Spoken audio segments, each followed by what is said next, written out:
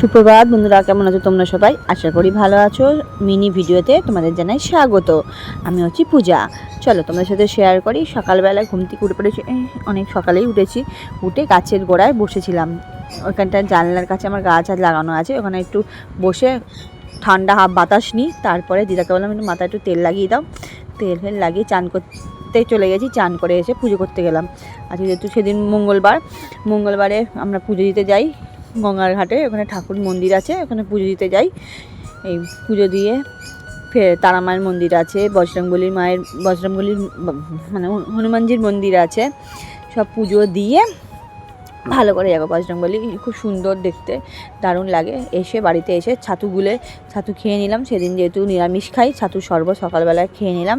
খেয়ে দিয়ে এবার চলে এলাম বাজার থেকে এত গরম বাজার করে নিয়ে ফিরে এসে আবার তারপর পাখির ছবি তুলে দিয়েছিলাম, কারণ পাখিগুলো আমার এত সুন্দর লাগছে, কিউট ভালো লাগে দেখতে। তারপর আনাজ কাটতে বসে পড়েছিলাম, যেহেতু মঙ্গলবার নিরামিষ বললাম, চাউমিন করব, ওই জন্য চাউমিন করে ফেলেছি।